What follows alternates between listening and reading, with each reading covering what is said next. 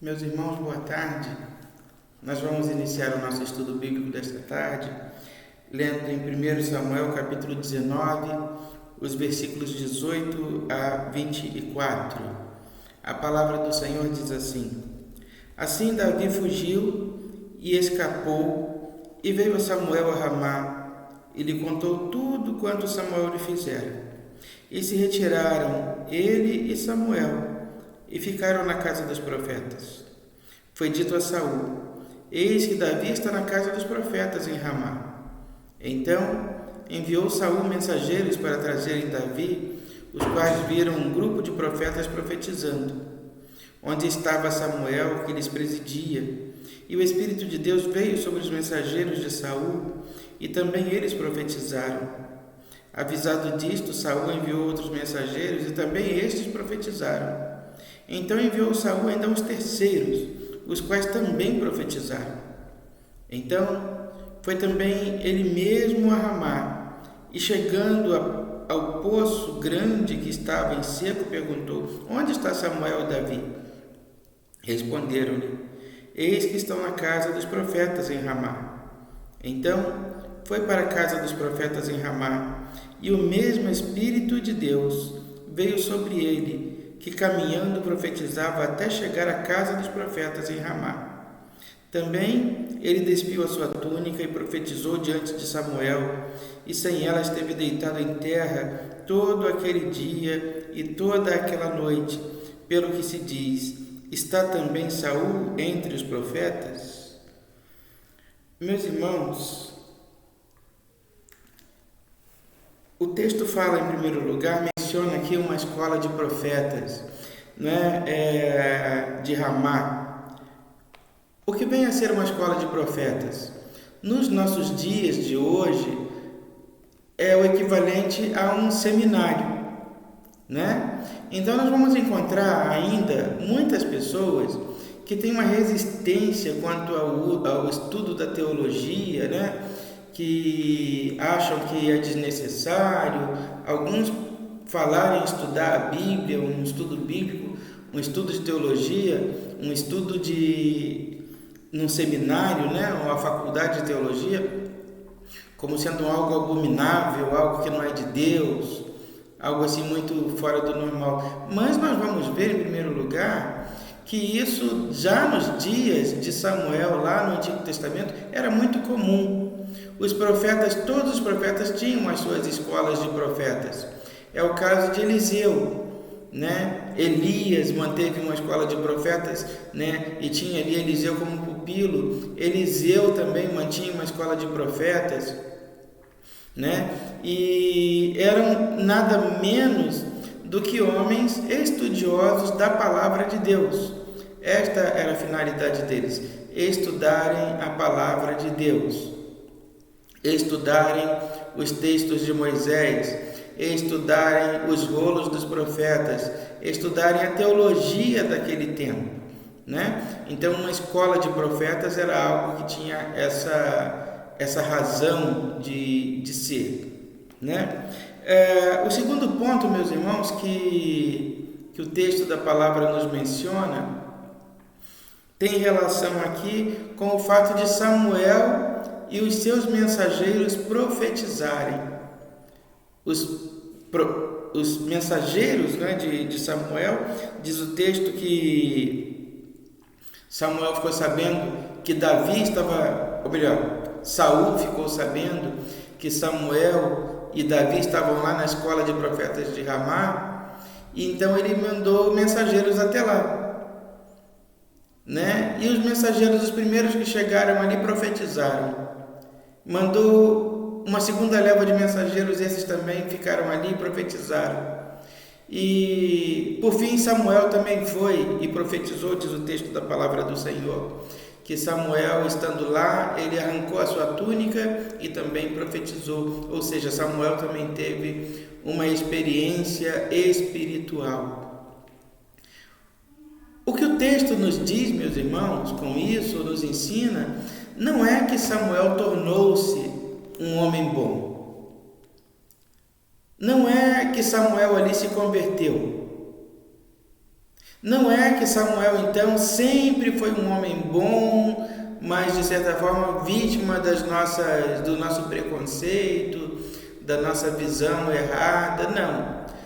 Por que Samuel profetizou? Porque as pessoas más também podem ter experiências espirituais. As pessoas que agem contrárias à palavra de Deus, que têm atitudes estranhas à palavra de Deus, elas também podem ter experiências espirituais. Nada impede que elas tenham experiências espirituais. Foi o caso de Samuel e de todos os seus enviados.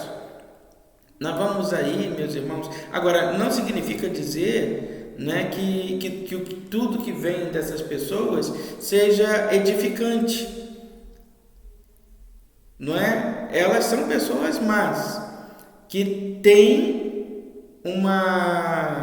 atitudes ou experiências espirituais, mas não necessariamente são pessoas boas, nem por isso elas são pessoas boas. Nós vamos encontrar por aí muitos que falam em nome do Senhor, muitos que clamam ao Senhor, mas a palavra de Deus, ela nos diz que nem todo o que disser Senhor, Senhor será salvo. Também uma outra coisa para a qual o Evangelho nos chama a atenção é que Jesus relata que no dia do juízo muitos dirão o que a ele. Muitos dirão: em teu nome nós curamos os enfermos, em teu nome nós expelimos os demônios, em teu nome nós profetizamos, em teu nome nós fizemos. E ali ele vai relatando uma série de coisas que foram feitas em nome de Jesus. E no entanto, qual é a resposta de Jesus para essas pessoas? Apartai-vos de mim, malditos, nunca vos conheci. Nunca vos conheci. Então, meus irmãos, ter uma experiência espiritual não é sinônimo, não significa que aquela pessoa seja uma pessoa espiritual. Não significa que aquela pessoa seja uma pessoa de Deus. Não significa dizer que aquela pessoa seja alguém segundo o coração de Deus. Não significa dizer que aquela pessoa, que aquele alguém, seja alguém que está fazendo a vontade de Deus.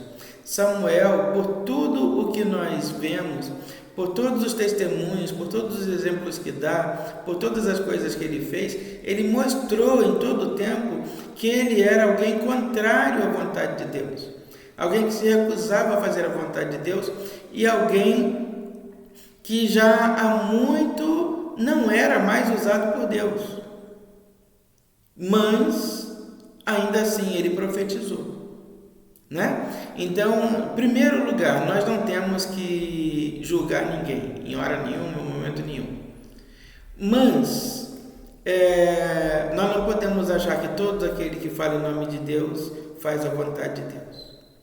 Nós não podemos ter a ilusão de que todo aquele que age em nome de Deus faz a vontade de Deus.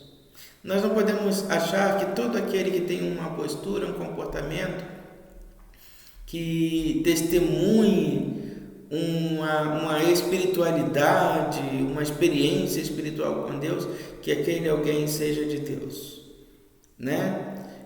A Bíblia diz que pelos frutos os conhecereis.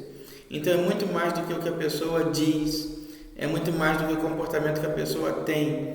Na verdade, são os frutos que ela produz que vão determinar se ela é de fato ou não uma pessoa de Deus. Meus irmãos, que Deus nos abençoe e que nós não nos deixemos impressionar por posturas, por comportamentos, né, que possam de alguma forma nos levar a acreditar que essa ou aquela pessoa é uma pessoa de Deus, né? Pelos frutos os conhecereis. É assim que a Bíblia ensina. Então, a experiência espiritual até os maus podem ter. Que Deus nos abençoe, que Deus nos guarde, que Deus direcione a nossa vida. Vamos orar ao Senhor. Senhor, nosso Deus e nosso Pai, ensina-nos a discernir o bem do mal, o certo do errado, o que é teu do que não é teu, o que te agrada do que não te agrada. Ajuda-nos, ó Deus, a discernir, para que saibamos, ó Deus, na nossa vida fazer sempre a tua vontade e o teu querer. Abençoa-nos, ó Deus, e livra-nos de todo mal. Cuida de nós e dá-nos a tua paz. Atende, ó Deus, a nossa oração.